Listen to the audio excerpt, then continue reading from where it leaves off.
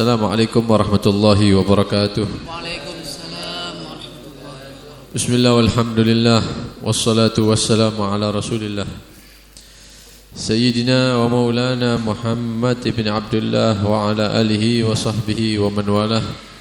Wala hawla wala quwwata illa billah. Amma ba'd. Alhamdulillah.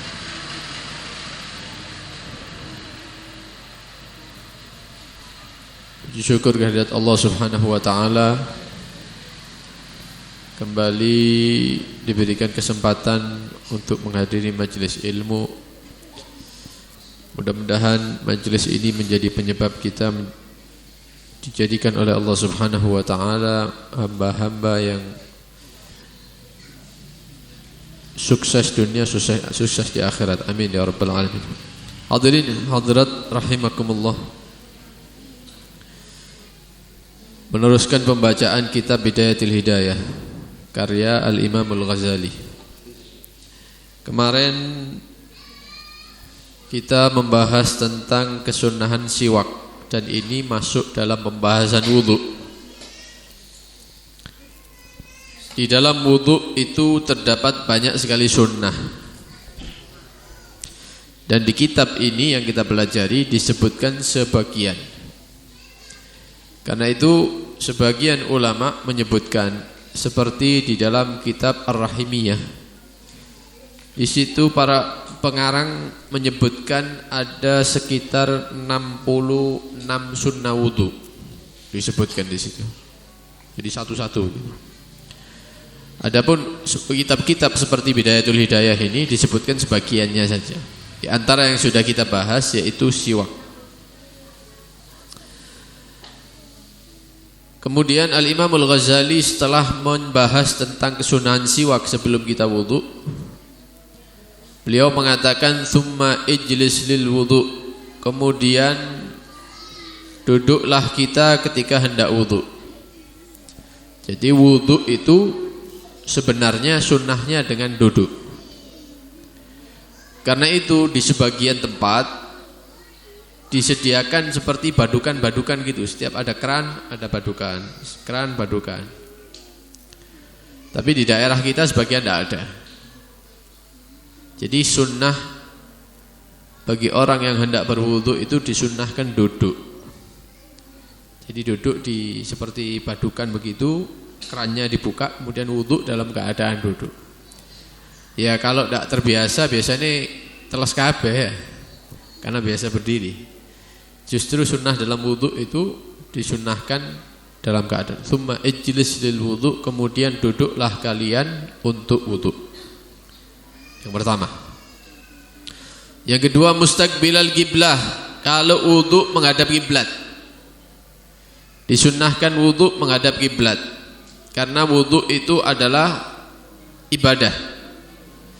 Dan ibadah dianjurkan menghadap ke arah yang paling mulia, yaitu arah kiblat. Ngadep merono berarti. Ya. Ya apa PP dek ini misalnya. Ya, orangnya kalau uduk ngadep sana. Ya kalau pas sepi kan iso miring ya. PP dibuka sampean miring, tetap uduke ngadep kiblat bisa. Alhasil sunnah bagi orang yang hendak berwudu itu satu duduk wudunya, yang kedua menghadap kiblat. Lah duduknya dianjurkan bukan di tempat yang rendah terlalu ke bawah, jangan akhirnya duduk wudu atus juga kena cipratannya keran. Karena itu tempat yang murtafi, tempat yang tinggi duduk itu baru wudu. Kenapa? Kaila yusibakar rasyas, supaya tidak terkena cipratan air. Kalau duduknya di bawah kena cipratan air, teles kabeh ya pakaiannya, sarungnya. Nah. Waqul, dan katakan ketika hendak memulai wudu, Bismillahirrahmanirrahim. Disunnahkan membaca bismillah. Disunahkan membaca bismillah, kecuali kalau wudunya di dalam kamar mandi. Kalau wudunya di kamar mandi ya jangan membaca bismillah, dalam hati bismillahnya. Tapi kalau wudhunya di tempat wudhu, di luar kamar mandi, ya di area wudhu memang ini disunnahkan membaca bismillah. Bismillahirrahmanirrahim. Minimal bismillah saja. Lebih sempurna daripada itu Bismillahirrahmanirrahim. Nah, bagi orang-orang yang lupa tidak membaca Bismillahirrahmanirrahim ketika memulai wudhu, maka disunnahkan bagi dia ketika ingat membaca Bismillah awwalahu wa akhirahu, atau Bismillah fi awwalihi wa akhirihi, dengan nama Allah di awal dan di akhir, karena sampean awalnya lupa. Jadi ono tambahan. Jadi kalau wudu lupa tidak membaca bismillah, maka bismillahnya didatangkan di tengah-tengah wudu. Ngusap wajah, ngusap tangan, kemudian iya ndak maca bismillah tadi. Maka diucapkan tengah-tengah wudu bismillah awwalahu wa akhirahu, atau bismillah fi awwalihi wa akhirihi. Dan kalimat ini disunnahkan juga bagi orang yang ketika makan dan minum lupa baca bismillah. Podo sama. Mentang-mentang makan kebuli misalnya ya lali bismillah. Iki lek bismillah kedimian iki. Ya. Nah, ini di tengah-tengah makan disunnahkan membaca bismillah awwalahu wa akhirahu, atau bismillah fi awwalihi wa akhir. Begitu juga minum. Kemudian yang pertama duduk. Wudu dalam keadaan duduk. Duduk di tempat yang agak tinggi, kemudian menghadap kiblat. Yang ketiga membaca Bismillahirrahmanirrahim. Datang satu hadis Nabi SAW. Nabi SAW menyatakan tawaddau bismillah. Wudulah kalian dengan membaca bismillah. Minimal itu bismillah. Nabi menyatakan wudulah kalian dengan memulai dengan kalimat bismillah, atau lebih lengkapnya Bismillahirrahmanirrahim. Nah, ada hadis yang lain menyatakan tawaddu kama amarakallah, wudulah kalian sebagaimana diperintahkan oleh Allah Subhanahu wa taala. Sebagaimana kalian diperintahkan oleh Allah Subhanahu wa taala. Kalau sudah perintah Allah berarti kembali kepada Al-Qur'an. Kita kembali kepada ayat Al-Qur'an, ayat wudu. Allah menyatakan, "Idza qumtum ila shalah faghsilu wujuhakum wa aydiyakum ilal marafiq wamsahu bi ru'usikum wa arjulakum ilal ka'bain." Ini ayat wudu. Di dalam ayat wudu ini tidak ada perintah Allah untuk membaca bismillah. Maka para ulama memahami daripada hadis-hadis ini yang menyatakan hadis pertama, wudulah kalian dengan kalimat bismillah, koyok-koyok wajib begitu ya. Kemudian di hadis yang kedua menyatakan wudulah kamu sesuai perintah Allah. Perintah Allah tidak ada bismillah, berarti membaca bismillah dalam wudu itu hukumnya sunnah, tidak wajib. Hukumnya sunnah, tidak wajib. Terus bagaimana ada riwayat yang mengatakan la wudu'a liman lam yusammillah, tidak ada wudu bagi orang yang tidak membaca bismillah. Kayak lek gak wudu lek gak baca bismillah, wudunya tidak sah sepertinya. Maka para ulama mengomentari hadis ini mengatakan yang dimaksud tidak ada wudu bagi orang yang tidak membaca bismillah, maksudnya wudu yang sempurna. Tidak ada wudu yang sempurna bagi orang yang tidak membaca bismillah di awal wudunya, begitu. Jadi mengucapkan bismillah ini hukumnya sunnah. Kemudian Al-Imamul Ghazali mengatakan setelah membaca Bismillahirrahmanirrahim dianjurkan membaca Rabbi a'udzubika min hamazati syayatin wa a'udzubika Rabbi ayyahdurun. Rabbi Tuhanku, a'udzubika aku berlindung kepadamu, min hamazati syayatin daripada was-was yang timbul dari setan, Wa a'udzubika rabbi ayyahdurun, dan aku berlindung denganmu supaya mereka tidak mendatangiku, begitu ya, ketika thaharah. Karena setan itu selalu menghalangi manusia untuk beribadah memang. Wudu diganggu, sholat diganggu, begitu ya. Semua ibadah pasti ada setan yang mengganggu. Maka dianjurkan membaca Rabbi a'udzubika min hamazati syayatin wa a'udzubika rabbi ayyahdurun. Kemudian tsumma ighsil yadaika thalathan. Kemudian sunnah yang berikutnya yaitu membasuh kedua telapak tangan. Membasuh kedua telapak tangan 3 kali qabla an tudkhilahumal ina, sebelum kita memasukkan kedua tangan itu ke wadahnya air seperti jedingan itu ya. Lalu terus bagaimana kalau wuduknya di keran? Podo sama, sunnah membasuh telapak tangan sebelum kumur itu ya, sebelumnya. Berarti cara prakteknya pakai siwak dulu. Dipakai siwaknya, kemudian kerannya dibuka, duduk ngadep kiblat, kerannya dibuka, sudah buka, tangannya dibasahi dengan air ya, sambil diusap-usap. Telapak itu sampai sini loh, sampai apa? Pergelangan ini. Pergelangan. Dikenakan ke air yang ada di keran itu misalnya, kemudian diusap-usap begini sambil membaca bismillahirrahmanirrahim. Rabbi a'udzubika min hamazati syayatin wa a'udzubika rabbi ayyahdurun, begitu ya. Dalam hati niat menjalankan sunnah-sunnah wudu. Nah, itu pahalanya besar itu, karena kita mengikuti Nabi sallallahu alaihi wasallam. Wa qul, dan ucapkan Allahumma inni as'alukal yumna wal barakah. Ya Allah, saya meminta kepadamu al-yumna, kebaikan, wal barakah, dan keberkahan. Wa a'udzubika minasyu'mi wal halakah, dan aku berlindung kepadamu daripada keburukan dan kehancuran. Ya. Ini yang diatur oleh Imam Al-Ghazali ya, sesuai dengan dalil-dalil yang beliau dapatkan. Jadi ini kalau dipraktekkan kita sudah dapat beberapa sunnah ini ya. Mulai kemarin pertemuan sebelumnya ada siwak. Kemudian ketika wudu duduk 2. Duduknya di tempat yang tinggi, agak tinggi. Ya, 3. Yang keempat menghadap kiblat.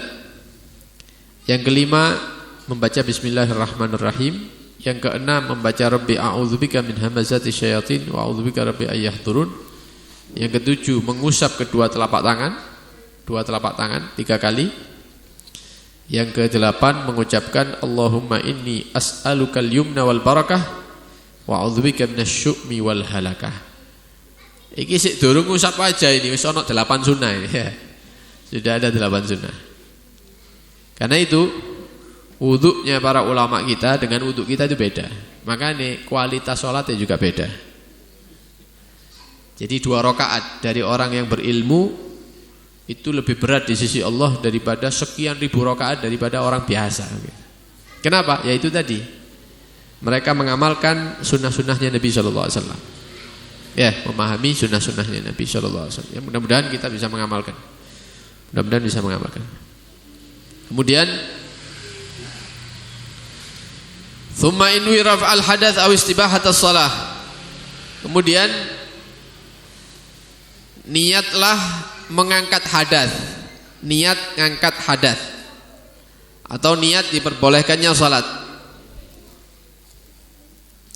Jadi niat itu ada 2. Niat yang diucapkan oleh lisan itu hukumnya sunnah. Niat yang dilintaskan dalam hati itu hukumnya wajib. Jadi kalau sampean wudu kemudian mengucapkan nawaitul wudu li raf'il hadatsil asghar misalnya, lillahi ta'ala. Nawaitul wudu, saya niat wudu li raf'il hadatsil asghar, untuk mengangkat hadas kecil. Karena Allah Ta'ala mengucapkan itu sunnah. Yang wajib yang mana? ketika ngusap wajah. Ketika air sampai ke wajah, nah itu dilintaskan dalam hati, saya niat ngangkat hadas begitu. Itu yang wajib. Ketika mengusap wajah pertama diniati mengangkat hadas. Itu yang wajib. Mengucapkannya hukumnya sunnah. Mengucapkannya hukumnya sunnah. Wala yanbaghi an ta'zuba niyatuka qabla ghaslil wajhi fala yasihhu wudu'uk. Tsumma khudh ghurfatan li fika wa tamadmad biha thalathan wa bali fi radil ma' ila akhir. Sebelum kita mengusap wajah disunnahkan untuk kumur 3 kali dan membersihkan hidung, airnya dimasukkan ke hidung 3 kali. Nah, cara yang paling afdol, cara yang paling utama yaitu kita mengambil air 1 pengambilan 2 telapak itu, sebagian dimasukkan ke mulut, kemudian disampaikan ke kerongkongannya, sampai bunyi gitu. Kemudian dimuntahkan. Sisa air yang ada di tangan masukkan sedikit ke hidung, kemudian keluarkan. Gitu ya.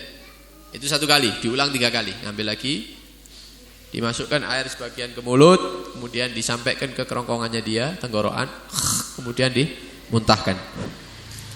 Sisanya masukkan ke hidung, kemudian dikeluar 3 kali. Itu hukumnya sunnah. Baru setelah itu mengusap wajah. Setelah 3 kali tadi baru kita mengusap wajah. Dikecualikan orang yang dalam keadaan berpuasa.